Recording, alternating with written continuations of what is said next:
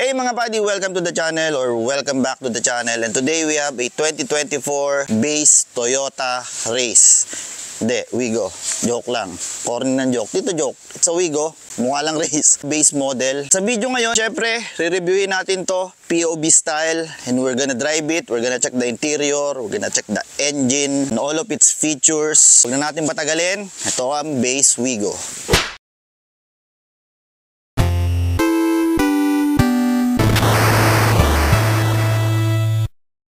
Of course, simulan natin sa design. I think this is the third gen. Hindi ako nagkakamali. If I'm not mistaken, this is not a facelift. This is the third gen. Very Toyota-ish. Toyota-ish ng generation ngayon. Hindi ko inaral. I don't have any dimensions. Pero sa paningin ko, para siyang lumalaki na compared dun sa first gen na Wigo. Kaya nagtito joke ako ng Toyota Race kasi mukha siyang race sa likod. Medyo lang naman.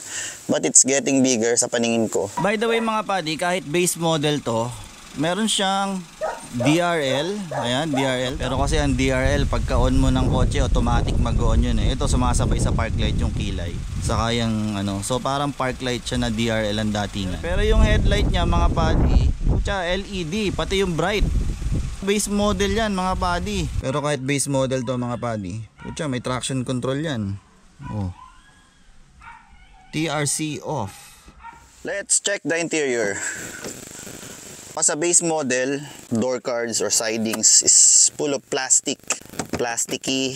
Yeah, plasticky. But surprisingly, futuristic ang loob. Ito yung dashboard niya. Ayan. May 3 layers of dashboard. Meron namang airbag. Radio is ito. Very basic. AM, FM, USB. Ayan ang basic ngayon. May USB na. Wala ring map light. Pero I'm not sure kung yung top of the line may map light dito.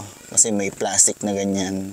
Siguro meron. I don't know. I'm not sure. Steering wheel is soft. Polyurethane. It's a little thinner for my taste. I'm afraid walang adjustment. Kasi kanina pa ako kapa ng kapa dito, mga padi. Wala akong makapa. Fixed. Fixed steering wheel. No height adjusting sa seats. Pero sliding naman. Saka syempre, nalilin back, lean forward. Yan. Yun lang ang adjustment niya. 2 cup holders, very good. May lalagyanan ka dito cellphone or kung ano man. Tapos 12 volt socket. No USB port. Aircon control sa taas. Ito lang, 1, 2, 3, 4. No automatic climate control. Glove box, syempre don't expect na soft opening glove box yan. Pero maluwag-luwag na rin. Center armrest, wala. Pero meron ka ring maliit na pocket dito. No center armrest. Pero kahit base model siya, mga padi, power windows naman siya. Meron ka ring cup holder dito, small pocket. Side mirror, walang control dito sa loob na joystick gaya nung 90s. Wala. As in, gagalawin mo siya sa labas para ma-align mo sa position na gusto mo. Sana may joystick na lang, mas madali para kahit nasa loob ka lang, pwede mo nang galawin yung side mirror. Anyhow, pag ako magdadrive, ito ang positioning ko, mga padi. Since hindi nga siya height adjustable, mataas ang upo, para ako naka-crossover-ish na auto sa style ng upo niya. And steering wheel is not adjustable nga. At ito nga yung pinaka-base model, manual transmission. Syempre, manual. Mas maganda yung manual. 4-speed automatic sa 3-cylinder 1 liter, I don't think so. So, manual is the way to go. Dito sa likod, mga padi, ito yung position ng seats. Kung ako magdadrive, I'm 5'5", 5'6". And surprisingly, maluwag. Yeah, for a small car. Maluwag, oh. Kahit nakasagad, ito sagad to, mga padi, meron pa rin space, oh. At the same time, dito sa likod, plasticky rin. Meron kang small cup holder din, small pocket, plasticky. Yun naman talaga, yun ang reality ng Wigo. Seats nga pala is cloth. Nag-imbestiga lang ako kasi may seat cover. Black siya na may, ayun, oh. Hopefully nakikita sa camera. Meron siyang red lining. Ayun, ayoko na kasing tanggalin yung seat covers. Meron siyang red lining stripes na pag ganun. So I think good combo, no? Black, tas black na may lining. Surprisingly maluwag somehow. Sa likod maluwag, sa front maluwag. Sa driver, I'm not sure kasi walang adjustment yung steering wheel. So malalaman ko mamaya when I drive the car kung anong feeling niya. Tignan natin yung boot, mga pade, or yung storage space dito sa likod. Para mabuksan mo tong pinto, meron ditong electronic popper rubber dito sa ilalim nito. Pindutin mo lang yan, open na. So yeah, I don't have any idea kung gaano kalawag yan, but Here it is. At syempre sa ilalim ng floor matting na to, meron ditong spare tire. Wala nang ibang storage space dito, walang secret pocket. And I think sa base model, wala yung tonneau cover. Meron kasing sabitan dito nung tonneau. For this size, pwede na to, maluwag na rin, no? Kasya ng siguro maleta, dalawang maleta na malaki-laki. Pang travel. Another practicality, meron kang door handle dito kasi kung maarte ka, ayaw mo hawakan yung makintab mong paint. Pagko-close mo yung door dito sa likod, mas madali lang. To open the engine, you need to pull this bilog na walang sign, mga padi. Very quirky, just round circle, mostly full lever na ganon. Ito ganon lang. And under the hood is inline 3-cylinder 1-liter 1 kRVE that puts out 67 horsepower and 89 Newton meters of torque. At least mas malakas yung torque kaysa dun sa horsepower. Ibig sabihin, siguro torque ito. Na-drive natin, malalaman natin. Anyway, let's take it for a drive. Anyhow mga padi, to open the car, ito lang, susi lang ang meron ka. So yeah, base model talaga. To open it, kailangan mo siyang i-unlock. Yun, mag-unlock na lahat ng door. Yeah, ganun siya ka-base. And to start the car mga padi, ayan ang kanyang dash or gauge cluster. And hindi mo siya mai-start kung hindi ka apak sa clutch. So it's a safety feature. Yeah. That's so. Alright, let's start driving the Wigo. Yeah. Alright. Woohoo! Driving the 2024 base Wigo mga padi. Clutch, feel ko lang mababaw. I mean, maliit yung play nung pedal. Tapos itong shifter niya is maganit. O siguro kasi bago pa. Ayan, second gear, third gear. Ayos. Driving position ko, okay naman. Para nga siyang crossover ang datingan. Pero itong manibela, mga padi, masyadong mababa ito. Parang ang hirap kumilos. Tapos itong plastic nitong steering column, tumatama sa tuhod ko. Pag may mga galaw akong mga movements na kunyari, kailangan kong mag heel and toe, hanep, heel and toe. So medyo, I think suspension is a little firm. Ramdaman ko yung vibration sa loob. I mean, pag nalulubak, hindi nga kasi perfect tong kalsada na to. What I mean by hindi perfect, hindi siya smooth. Pero for 67 horsepower, 89 Newton meters, tayo natin yung aircon.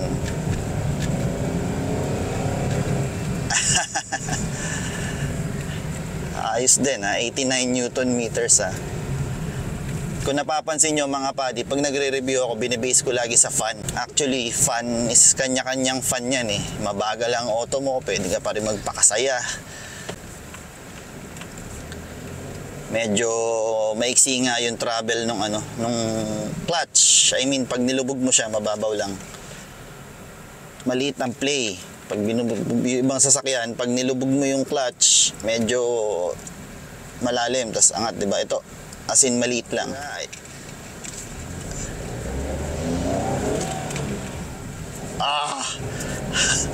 Ninibago ako sa clutch. Heel and toe.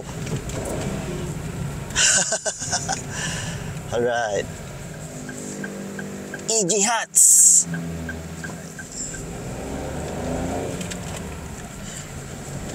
For sure mga padi, econo car to. Napatunayan na ng karamihan na napakatipid nito. Kahit yung owner nito, napatunayan niya matipid na. Nakaka 370 kilometers pa lang siya dito. As in, kakakuha niya lang ito nung Tuesday.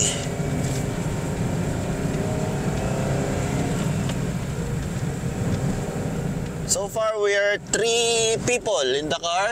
Andyan si Commander-in-Chief sa likod. At nandito si Bunso. I don't feel bitin. Although pantay yung kalsada, I don't feel na mahina ang hatak for now. Feeling ko okay naman. At may eco mode siya. Pag hindi mo binabaonan, syempre yung legendary eco mode ng Toyota Wigo VVTi, yan, nakalabas lang siya dun sa gauge. Eco mode. Sabi nga nung owner nito, 120 daw sa S-Lex, naka-pop yung eco mode. Dahil ito, isa to sa mga epitome ng econo car.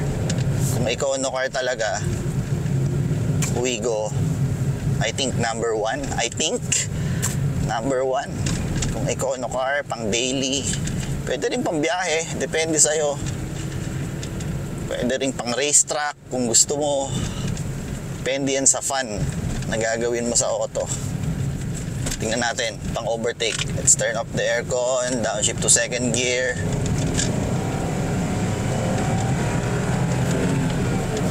Syempre, don't expect na matulin.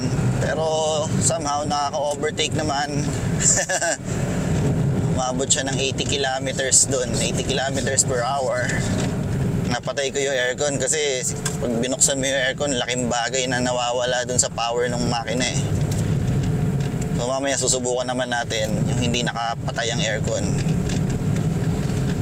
Set natin sa middle up. Let's try overtaking. Naka-on ang aircon. Yeah.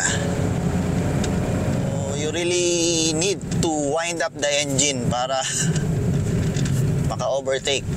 What will you expect? Pero at least mas mataas yung torque sa horsepower. Ika nga ng isang sikat na gumagawa ng sports cars, supercars. Horsepower sells cars. Torque wins races. Kaya mas gusto ko yung mga kotseng at least mas mataas yung torque kaysa sa horsepower.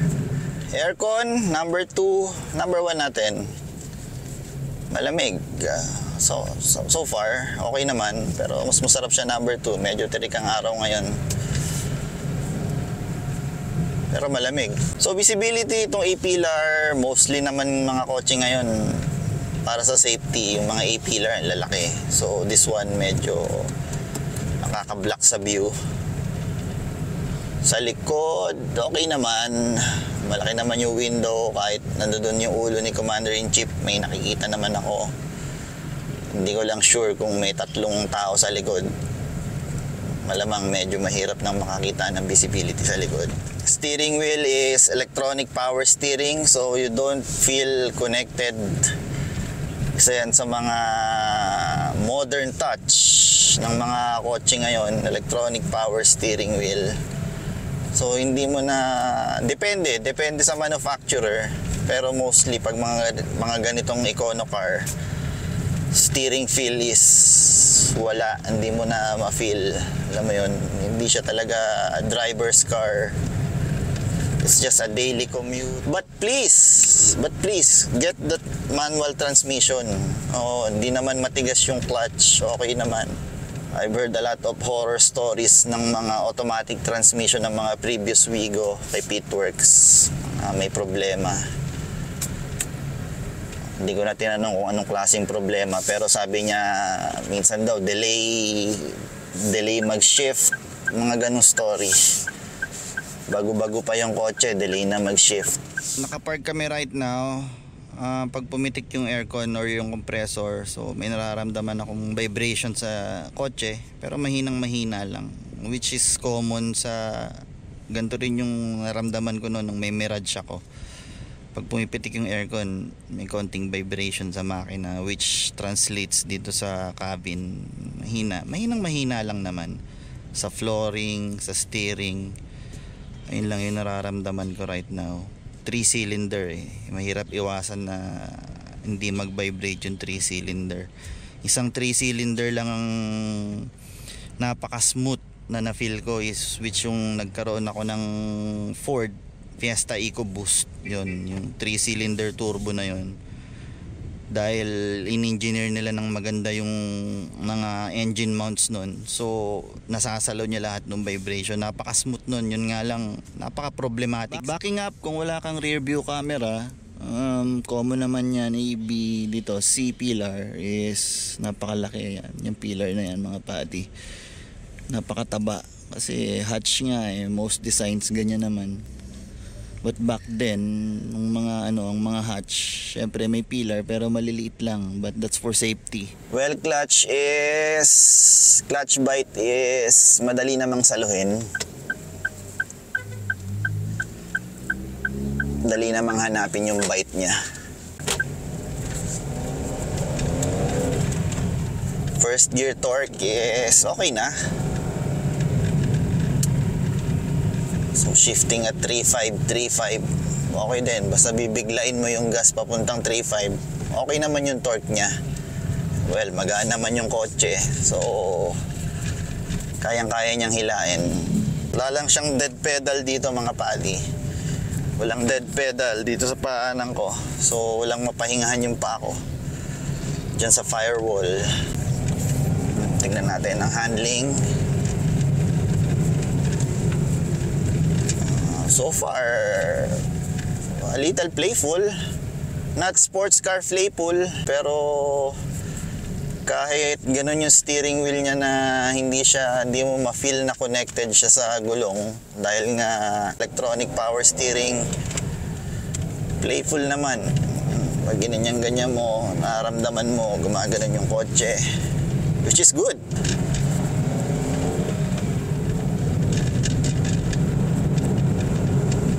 Pwede, kahit 3-cylinder.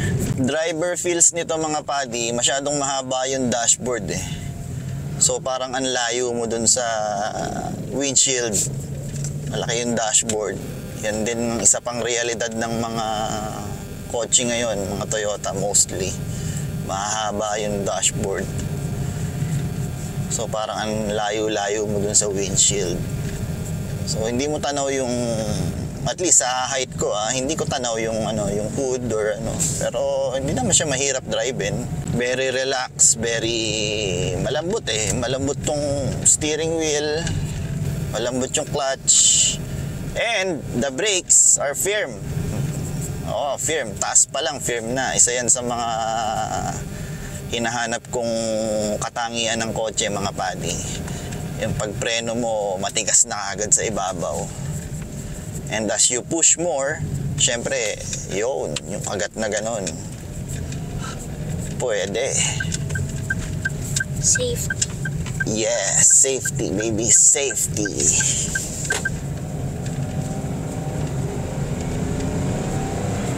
$4,000. Yeah.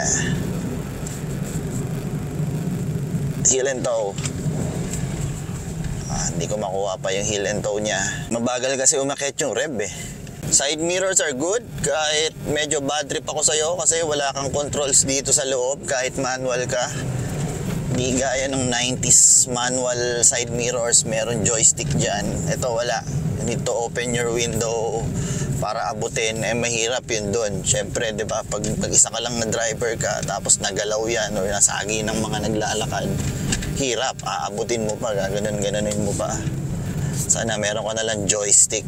Dito, sa malubak na part ng kalsada na to, comfortable naman. Nararamdaman mo lang medyo firm ang suspension. Siguro bago pa, hindi pa nagsisettle. Gauge cluster, yan lang. Meron kang RPM, yes, may RPM. Speedometer sa maliit na LCD dyan. Trip A, Trip B, consumption, fuel consumption average 13.3 kilometers mula nung ginamit. Range 387 kilometers daw. Wala nang iba naka-display dyan bukod sa clock. And fuel dyan sa LCD na yan.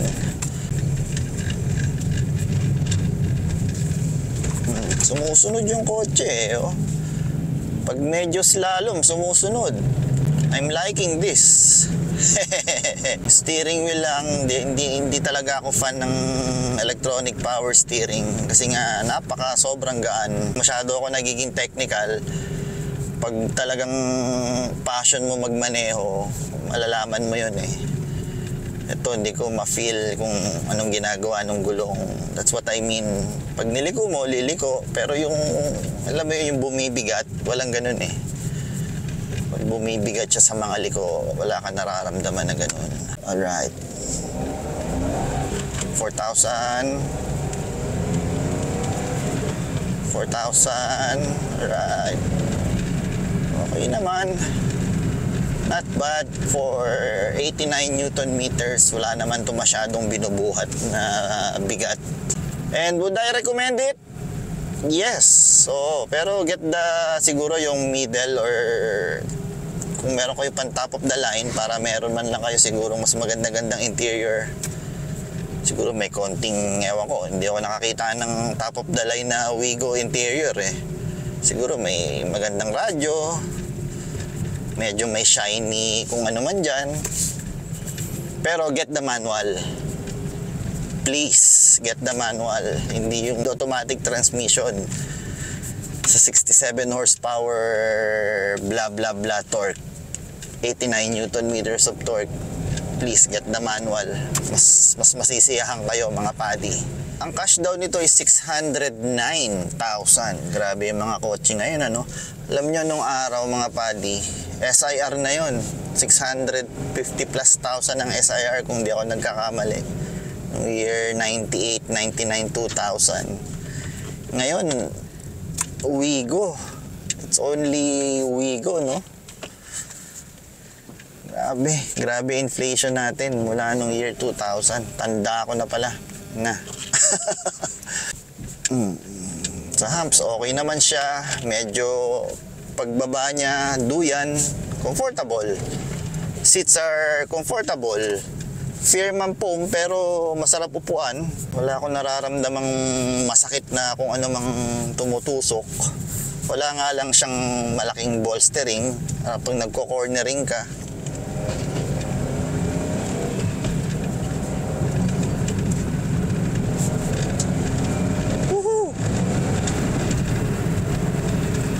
It feels flat. Saya. I'm liking this. Promise. A little off-roading. Yeah.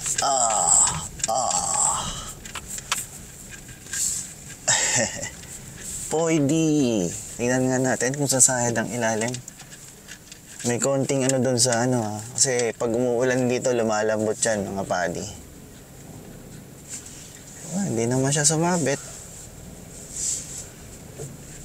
Hindi sumabit. So, would I recommend a Wigo? Oo naman mga padi. Big yes yan. Epitome ng Econo car to eh. Good handling, yes, good handling. Nagulat ako sa handling nito. First time ko makadrive ng Wigo in 2024 pa. Ganda ng handling, ganda ng preno. Of course, lagi kong reklamo, electronic power steering. But, ayun ang realidad ngayon, electronic power steering. Sigurado, matipid to, pero wala pa akong figures kung gaano siya katipid. Anyhow, yun lang naman ang mga ayaw ko dito. Itong side mirror, wala siyang joystick sa loob. Siyempre, hassle yun. Lalo na yan, yung side na yan, sa passenger side. Steering wheel, I'm a driver. Gusto ko mga driver's car.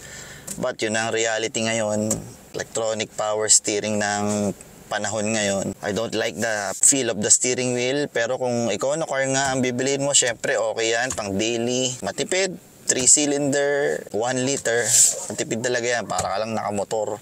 Pero hopefully, madrive ko siya ng malayuan or at least Baguio man lang para ma-feel ko rin yung power niya kung paano siya umakit ng Baguio. I'm sure makakakyat ng Baguio to, pero how fun. Yun ang gusto kong malaman. And that's it for my review of the 2024 Toyota Wigo base model. And please, kung kukuha kayo ng Wigo, get the manual transmission mga padi. Mas mag-e-enjoy kayo for sure. For sure yan mga padi.